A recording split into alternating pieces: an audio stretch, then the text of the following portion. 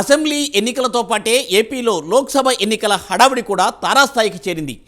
YCP అభ్యర్థులను ప్రకటించుకుంటూ పోతూ ఉండగా జనసేన టీడీపీ కూటమి జాబితా త్వరలోనే రానుంది. అయితే రాష్ట్రంలో అత్యంత ప్రాధాన్యత కలిగిన నరసాపురం లోక్సభలో టికెట్ రేస్ జరుగుతోందా? కూటమి తరఫున టికెట్ ఆశిస్తున్న ఆశావహుల సంఖ్య పెరిగిపోతోందా? రాష్ట్రంలోని అత్యధిక సంఖ్యలో కాపు ఓటర్లు ఉన్న నరసాపురం లోక్సభ స్థానం నుండి కూటమి అభ్యర్థిగా ఎవరు బరిలోకి దిగబోతున్నారు?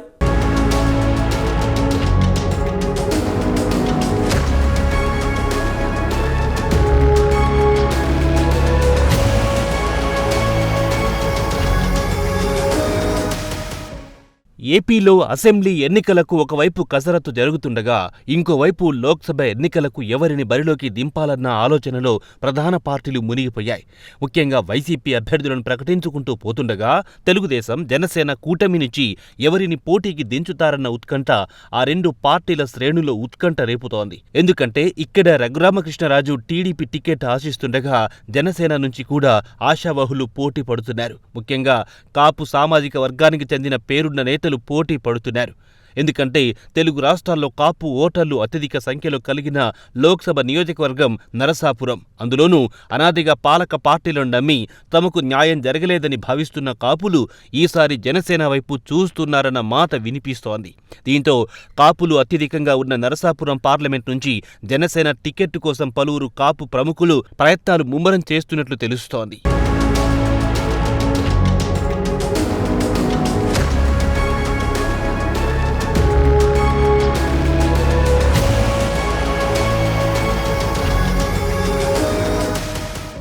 మలినీడి తిరుమలరావు అలియాస్ మలినీడి బాబీ. కాపు సామాజిక వర్గంలో ఈ పేరు తెలియని వారుండరంటే అతిశయోక్తి కాదు.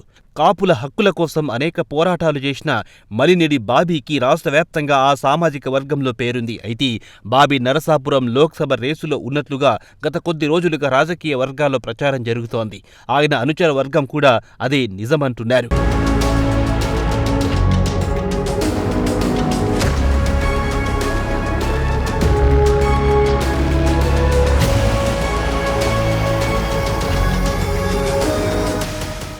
ప్రస్తుతం జనసేన టీడీపీ పొత్తులో ఉండడంతో కూటమి తరపున రెండు పార్టీల నుంచి ఆశావహులు పెరిగిపోతున్నారు. టికెట్టు తమకంటే తమకే వస్తుందన్న ధీమాతో ఉన్నారు.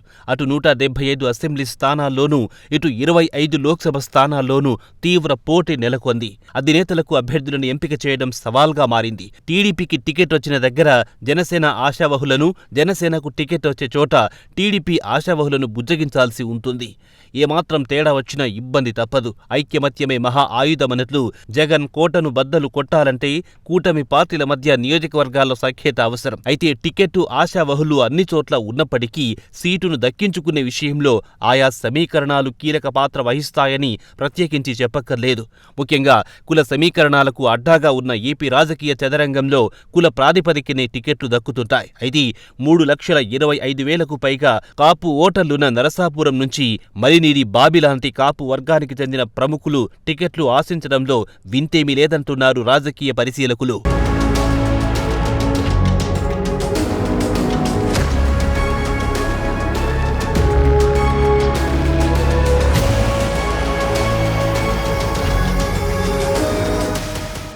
టీడీపీ నుంచి టికెట్టు ఆశిస్తున్న రఘురామకృష్ణరాజు, జనసేన టికెట్టు ఆశిస్తున్న మలినీడి బాబీ, ఈ ఇద్దరిలో కూటమి టికెట్టు ఎవరికి దక్కుతుందన్నది ప్రస్తుతం రాజకీయ వర్గాల్లో చర్చనీయాంశంగా మారింది. అయితే ఎవరి ప్రయత్నాల్లో వారుండగా జనసేన టీడీపీ కూటమిల అధినేతల నిర్ణయమే ఫైనల్ కానుంది. మలినీడి బాబీ పూర్వాపరాలు ఒకసారి చూస్తే సామాజిక సేవలో ముందున్న మలినీడి బాబీ ఆర్థికంగా కూడా బలవంతుడు. గత 25 సంవత్సరాలుగా 2 తెలుగు రాష్ట్రాల్లో సక్సెస్ఫుల్ బిల్డర్గా పేరు సంపాదించుకుని తన వ్యాపారాన్ని దిగ్విజయంగా కొనసాగిస్తున్నారు. ఎన్నో సేవా కార్యక్రమాలు మరియు అన్నదానాలు నిత్యం చేస్తూనే హిందూ ధర్మాన్ని రక్షించడానికి తనదైన శైలిలో దేవాలయాల నిర్మాణాలు చేపట్టడం, సొంత నిధులతో ఒక్కరే భీమవరంలో హౌసింగ్ బోర్డు కాలనీలో శ్రీ సాయిబాబా మందిర నిర్మాణం చేసి 13 సంవత్సరాలుగా నిత్య పూజలు జరిపిస్తున్నారు. పలు దేవాలయాల కమిటీలకు ప్రోత్సాహక నిధులు తన కష్టార్జితం నుంచి అందిస్తూ ఉంటారు. అర్హులైన వారికి తన సొంత నిధులతో సహకారం అందించడం, పలు రకాల సేవా కార్యక్రమాలు అనునిత్యం జరపడం, ఇతర సేవా సంస్థలు నిర్వహించే సేవా కార్యక్రమాలకు విరాళాలివ్వడం, ఇలా పలు రకాల ఆర్గనైజేషన్స్కి గుప్తదానాలు చేస్తుంటారు. రాజకీయ ప్రయాణం కాంగ్రెస్ పార్టీతో ప్రారంభమై అల్లూరి సుభాష్ చంద్రబోస్ శిష్యునిగా గుర్తింపు తెచ్చుకుని రాష్ట్రంలో ఏర్పడిన రాజకీయ పరిణామాల దృష్ట్యా 1983లో తెలుగుదేశం పార్టీలో చేరి కొత్తపల్లి సుబ్బరాయుడు, మొంటె పార్థసారథి, విజయ్ కుమార్ రాజులతో అత్యంత సన్నిహిత రాజకీయ నాయకునిగా కొనసాగారు. చేగొండి హరిరామ జోగయ్యతో పరిచయం ఏర్పడిన తర్వాత ఆయన అనుచరునిగా రాజకీయాలలో చురుకైన పాత్ర పోషించారు. వ్యాపార రీత్యా తెర మీదికి రాకపోయినా తనదైన శైలిలో జిల్లా రాజకీయాల్లో ముద్ర వేశారు. 2014లో పవన్ కళ్యాణ్ జనసేన పార్టీని స్థాపించడంతో పవన్ పై ఉన్న అభిమానంతో పూర్తి స్థాయిలో ప్రత్యేక రాజకీయాల్లో ప్రవేశించి తొలినాళ్ల నుంచి పార్టీ బలోపేతానికి అహర్నిశలు శ్రమించారు. ఫలితంగా పవన్ కళ్యాణ్కి అత్యంత సన్నిహితులుగా స్థానం సంపాదించుకున్నారు.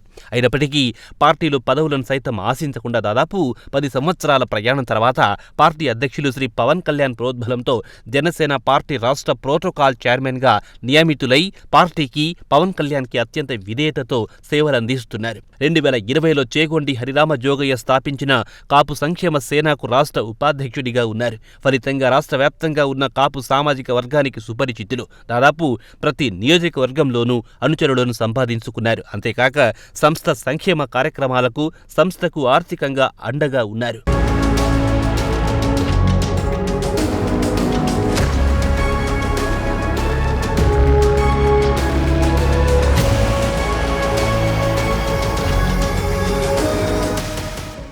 మలినేని బాబీ కాపు సామాజిక వర్గంతోనే కాకుండా అన్ని కుల మతాల ప్రజలతో సత్సంబంధాలు కలిగి ఉన్నారు.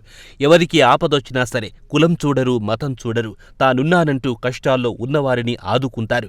తన వంతుగా సాయం చేస్తారు. అంతేకాదు మెగా కుటుంబమంతే అభిమానం. నరసాపురం లోక్సభ నియోజకవర్గానికి స్థానికుడు మలినేని బాబీ. ఆయన స్వస్థలం భీమవరం. ప్రజలందరికీ అనునిత్యం అందుబాటులో ఉండే నేతగా పేరు తెచ్చుకున్నారు.